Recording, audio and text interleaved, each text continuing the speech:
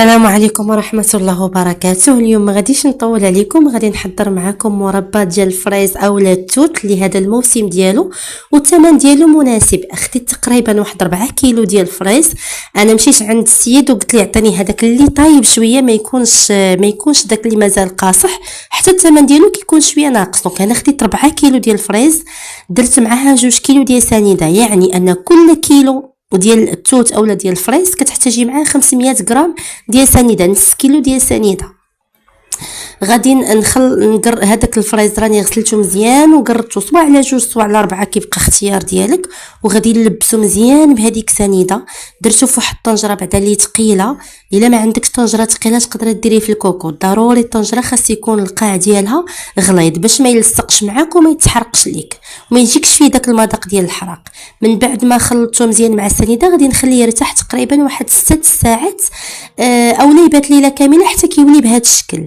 يعني ما كتبقاش ديك السنيده كتولي بحال السيرو، وحتى داك الفريز كيطيب لينا شويه مع داك السكر. غادي نديرو فوق عافيه مهيله حتى زعما طلع فيه الغليه. عاد نزيد فيها واحد شويه ولكن ماشي بزاف. فين ما كتجمع ديك الكشكوشه بيضه من الفوق كنحيدها باش المربى ديالي يصبر معايا، واخا ما نديروش في المجمد كيبقى مزيان.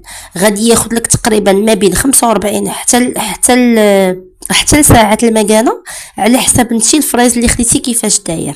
راه كيجي عجيب. شوفوا على تعليكه فيه مازال كاع ما طحنتو ما حتى شي حاجه، واخا يبان لكم مازال خفيف شويه ولكن راه ملي يبرد كيعقد. غادي نطحنو شويه ولكن غنضرب غير ضربه لان وليداتي كيبغيو ليا دوك الطريفات ديال الفريز يبقاو ليا فيه صحاح، ولا ديال اي مربى في الطريفات ديال الفواكه يبقاو صحاح. دونك انا غنطحنو غير شويه. انت بغيتي تطحني اكثر ما كاين حتى شي مشكل وتخليه يبرد على جنب. انا هنا من بعد غادي نديرو غير في دي بواط ديال البلاستيك ونديرو في المجمد. بغيتي ديري دي فقريات ديال الدجاج راني بارطاجيت معكم قبل في المربى ديال البرتقال، درتو فقريات ديال الدجاج واحتفظت به. كيفاش تعقمي حتى القريعات راه كاين في الفيديو. هنايا شوفوا الشكل النهائي ديالو، راه كيجي روعه وكيجي خاطر. ونصيحه مني من احسن، يعني هاد الحاجه اللي تقدروا توجدوها في داركم وتفادوا انكم تشريو هذاك الشيء الاصطناعي ديال الزنقه، من احسن توجدوها. ما تنساوش ليا الاشتراك في القناه والاعجاب بالفيديو، وخليوا لي التعاليق ديالكم اللي كيفرحوني. شكرا لكم على المتابعه والى الفيديو القادم ان شاء الله.